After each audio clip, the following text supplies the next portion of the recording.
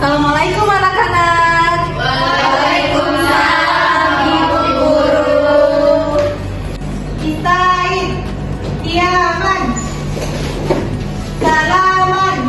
Assalamualaikum warahmatullahi wabarakatuh. Waalaikumsalam warahmatullahi wabarakatuh. Jurusan.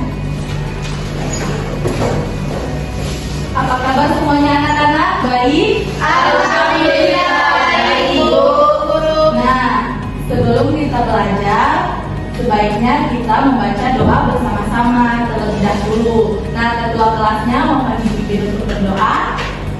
Baik teman-teman, sebelum memulai pelajaran ini, marilah kita berdoa. Doa dimulai. Bismillahirrahmanirrahim. Rabbi zidna ilman warzuqna fahman. Amin. Baik. Alhamdulillah tadi kita sudah membaca doa belajar bersama. Nah, semoga dalam pembelajaran ini kita dijalankan dengan lancar dan semoga murid-murid Ibu bisa memahami materi yang Ibu sampaikan. Nah, sebelum saya memulai pembelajaran, Ibu absen dulu ya. Hadir semua di sini? Hadir. Oh iya, saya dulu ya. Hadir semua. Tidak ada yang sakit? Tidak ada. Alhamdulillah. Nah, anak-anak, pada pertemuan kali ini kita akan membahas mengenai urai ketenangan hidup dengan menghindari sifat tamak. Nah, adapun bagian-bagian yang akan kita bahas yaitu yang pertama pengertian sifat tamak, yang kedua yaitu akibat buruk pengaruh sifat tamak, dan yang ketiga yaitu isi kandungan surah Al-Humasah. Nah, tujuan pembelajarannya yaitu yang pertama kita mengetahui pengertian sifat tamak. Yang kedua selain itu kita juga mengetahui akibat pengaruh sifat tamak, dan yang terakhir yaitu kita juga mengetahui isi kandungan surah Al-Humasah. Nah, sebelum kita membahas materinya, saya akan memberikan satu kasus, yaitu bisa dilihat bahwa kasus tersebut contohnya di sini ada jaksa penuntut umum pada Komisi Pemberantasan Korupsi KPK menilai dia korupsi di sini. Nah, korupsi karena tamak. Nah, ada yang mau tanggapi mengenai kasus ini? Saya Bu. Oke, Fatimah Zahra. Ya, silakan berdiri, Nak. Kasus korupsi yang melibatkan mantan Menteri Pertanian yang bernama Muhammad Syahrul Yassin Limpo ini sangat memprihatinkan. Saya sebagai siswa melihat ada beberapa kasus penting yang masih terjadi di Indonesia seperti korupsi, bahkan sampai ke tingkat menteri sekalipun. Nah, ini disebabkan karena sifat serakah dan tamak terhadap sesuatu sehingga ia melakukan korupsi padahal dia sudah memiliki jabatan yang tinggi. Nah, kasus ini menyadarkan kita akan bahayanya perilaku tamak karena bisa membuat kita korupsi. Nah, kita juga harus membangun generasi yang berintegrasi agar menciptakan Indonesia yang lebih baik lagi. Begitu. Terima kasih.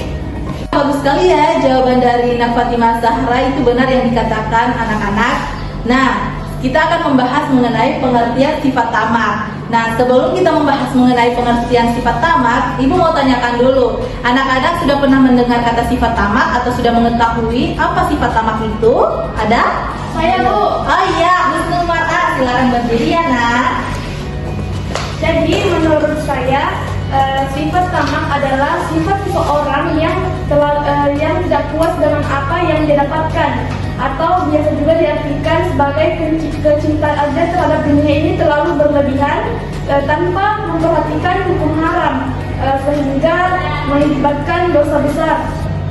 Nah, anak-anak bagus sekali ya yang dijawab oleh Nak Husnul Mar'a mengenai pengertian sifat tamak. Nah, anak-anak, sifat tamak yaitu sifat yang menggambarkan keinginan yang berlebihan untuk memperoleh harta atau kekuasaan yang berlebih-lebihan, seperti tadi contohnya kasus korupsi. Nah, dia kecintaannya kepada hartanya, nah dia berlebih-lebihan sehingga dia korupsi. Nah, anak tadi kan kita sudah membahas mengenai pengertian sifat tamak.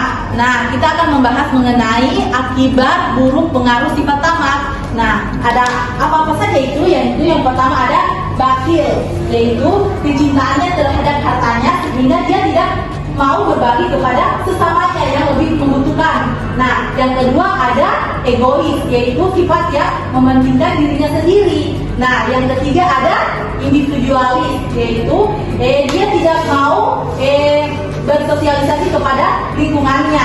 Nah, yang keempat ada ambisius, yaitu terhadap sifat yang dicintanya kepada hartanya sehingga dia berlebih-lebihan untuk memperoleh harta tersebut. Nah, yang kelima ada menyembah hartanya dengan berhala, dia sembah hartanya secara berhala.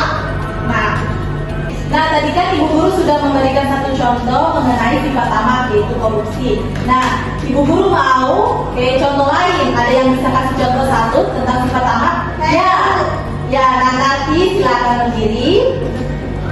Contohnya itu misalkan seseorang yang terus-menerus mengumpulkan harta benda dan uang, meskipun dia sudah memiliki lebih dari cukup, tetapi dia tidak puas dengan itu semua. Bagus sekali ya, bagus sekali jawabannya. Nah, ada yang mau bertanya? Saya Bu. Ya, silakan berdiri, Naisha. Bu, saya mau bertanya, mengapa sih seseorang itu harus memiliki sifat tamak? Nah, bagus sekali pertanyaannya ya teman-teman. Nah, mengapa sih seseorang itu bisa memiliki sifat tamak? Nah, yaitu yang pertama alasannya yaitu ketidakpuasan terhadap harta dan bendanya. Dia tidak puas sehingga dia memiliki sifat tamak. Dan bisa jadi juga pengaruh lingkungannya terhadap lingkungannya, dan bisa juga jadi pembawaan dari dirinya sendiri sehingga dia bisa melakukan sifat tamak tersebut dari bawaannya gitu. Nah, sudah jelas, Nak? Sudah. Nah, saya mau tanya, Bu Guru mau tanya nih, bagaimana sih cara menghindari sifat tamak tersebut? Ada yang bisa jawab, Nak? Nah, Zulfadilah Alfa, silakan berdiri. Menghindari sifat tamak bisa dilakukan dengan berbagai cara. Salah satunya dengan cara kita harus bersyukur apa yang sudah kita miliki. Menyadari bahwa banyak orang lain yang kurang beruntung, ini bisa membuat kita merasa lebih puas apa yang sudah kita miliki. Sifat tamak seringkali membuat kita merasa stres, kecemasan, dan merasa tidak puas apa yang sudah kita miliki. Ini dapat merusak kesehatan mental dan emosional. Terima kasih. Nah, bagus sekali ya jawabannya, cara mengatasinya. Nah, anak-anak, tadi kan kita sudah membahas mengenai pengertian sifat tamak dan akibat buruk pengaruh sifat tamak. Nah, terakhir kita akan membahas mengenai isi kandungan surah Al-Humazah. Nah, Ibu Guru minta satu orang siswa untuk membacakan surah Al-Humazah dan isi kandungannya. Ya, siapa? Saya Bu. Ya, silakan Husnul Khotimah. A'udzu billahi minasy syaithanir rajim. Bismillahirrahmanirrahim. Wailul likulli humazatin lumazatin alladzi jama'a malahu wa 'addadah yahsabu anna malahu akhradah kalla layunbadanna fil hutamah wa ma adraka mal hutamah narullahil muqadah allati tattali'u 'alal afidah innaha 'alaihim mu'sadah fi 'amalin mumaddadah. Shadaqallahul 'azim.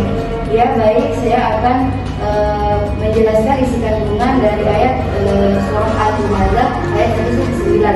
Isi kandungannya itu ayat ini menegaskan bahwasanya sikap tamak terhadap harta yang berlebihan dan kebiasaan mencela orang lain adalah perilaku yang sangat buruk atau yang sangat buruk dan akan mendapatkan balasan yang berat di akhirat kelak nanti. Terima kasih Bu. Masya Allah, bagus sekali ya tadi jawabannya tentang isi kandungan terhadap Husnul Khotimah. Nah, Ibu Guru mau bagi kelompok. Dalam kelompok tersebut ada 3 orang siswa. Nah, saya akan membagikan ada dua gambar di sini. Nah, ibu guru mau anak-anak menentukan yang mana sifat tamak dan yang mana bukan. Nah, ibu guru juga mau alasan anak-anak mengapa menentukan itu contoh sifat tamak. Mengerti? Mengerti. Nah, ibu guru bagi yang di depan ini ada 3 satu kelompok, yang di belakang juga satu kelompok. Oke? Ya, silakan atur kelompoknya.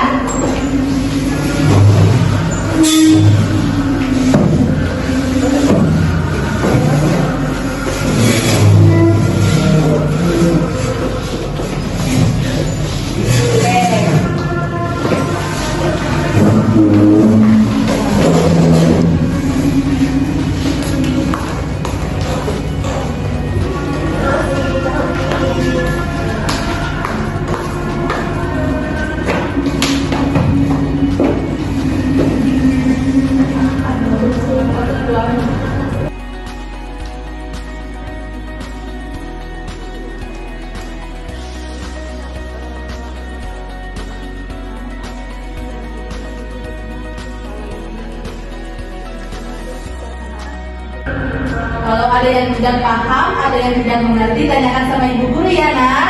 Iya, Bu. Nah, anak-anak sudah selesai semuanya? Sudah, Bu.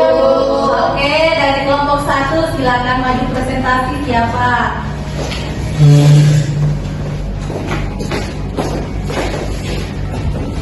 Nah, baik teman-teman, di sini kan ada 2 gambar. Nah, kami di sini memilih gambar ini sebagai salah satu contoh sikap tamak. Nah, baik teman saya akan menjelaskan kenapa kami memilih gambar ini sebagai sifat tamak. Nah, gambar ini menunjukkan seseorang yang sedang makan dengan rakus dan tidak mengedepankan sikap sopan santun. Nah, makna dari gambar ini yaitu tentang perilaku serakah dan kurangnya kesopanan. Serakah dalam makanan bukan hanya mencerminkan tindakan makan saja, tetapi makan secara berlebihan saja, tetapi juga sikap tidak menghargai makanan dan tidak menghargai orang-orang yang membutuhkan makanan. Nah, gambar ini mengajarkan kita untuk selalu menghormati orang-orang yang berada di bawah kita dan menghormati makanan. Tidak boleh kayak makan berlebihan begitu. Nah, itu saja penjelasan dari kami. Sekiranya ada teman-teman dari kelompok lain yang ingin bertanya, kami persilahkan. Saya.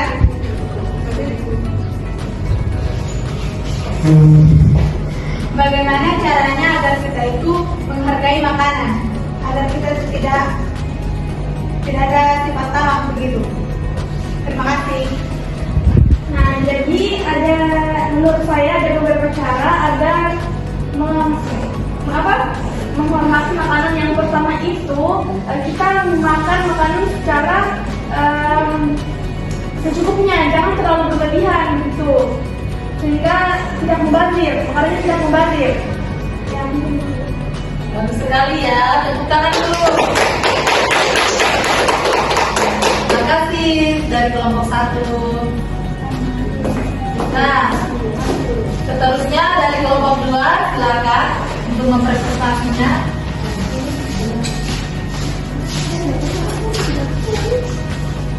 Oke. Ya baik, di sini kami berdua mau memperlihatkan gambar yang kami presentasikan kepada Mila. Tolong menjelaskan. Pada gambar ini melihatkan orang yang menghabiskan uang dengan boros untuk kesenangan pribadi tanpa mempertimbangkan akibat jangka panjang atau kebutuhan mendesak. Mereka cenderung mengutamakan kesenangan dan hiburan sesaat daripada pengelolaan uang yang bijaksana. Orang yang tamak adalah orang yang memiliki keinginan yang sangat besar untuk memiliki lebih banyak dari yang sebenarnya mereka perlukan, terutama dalam hal harta, kekuasaan, atau makanan. Mereka cenderung tidak pernah merasa puas dengan apa yang mereka miliki dan selalu ingin mendapatkan lebih banyak lagi. Baik, itu tadi yang dari Dila. jelaskan. Di sini saya ada gambar kedua, yaitu gambar ini tidak mensifatkan orang yang tamak, karena orang yang tidak tamak adalah seseorang yang tidak memiliki keinginan berlebihan untuk memiliki atau menguasai harta, kekayaan, atau kekuasaan. Mereka cenderung merasakan puas dengan apa yang mereka miliki dan tidak merasa ingin memiliki lebih dari mereka butuhkan gitu. Baik, di sini hanya itu yang kami presentasikan. Apakah ada yang ingin bertanya? Saya Ya baik, dari saya mau bertanya, bagaimana dampak negatifnya dari sifat tamak? Oke, di sini saya akan mencoba menjawab pertanyaan dari Husnul Khotimah. Penyebab dari sifat tamak dapat menyebabkan berbagai masalah seperti hubungan yang rusak, konflik, bahkan masalah hukum jika seseorang melakukan tindakan yang tidak sah demi memenuhi keinginannya. Terima kasih. Mungkin ini saja yang dapat saya sampaikan. Lebih dan kurang yang mohon dimaafkan. Terima kasih. Bagus sekali ya. Nah, Ibu Guru mau minta satu orang siswa untuk mengevaluasi materi-materi yang tadi kita pelajari. Siapa yang bisa? saya Bu. Ya, Fatimah Zahra, silakan maju ke depan. Tepuk tangan dulu buat Fatimah. Nah, dari pembahasan kita yang pertama, mulai dari pengertian tamak. Tamak itu adalah salah satu perilaku tercela. Jadi kita harus menghindari perilaku tamak ini. Nah, yang menyebabkan tamak itu adalah sikap serakah atau tidak puas terhadap sesuatu, sehingga dapat menimbulkan dampak negatif. Salah satunya, contohnya tadi itu korupsi. Nah, untuk menghindari perilaku tamak ini adalah kita harus bersyukur atas apa yang kita miliki dan menghargai orang-orang yang berada di bawah kita. Itu saja yang bisa saya simpulkan. Terima kasih.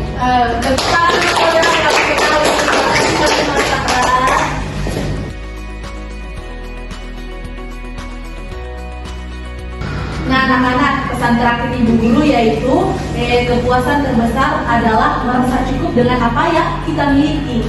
Kekayaan sejati bukanlah memiliki banyak harta, tetapi memiliki hati yang puas.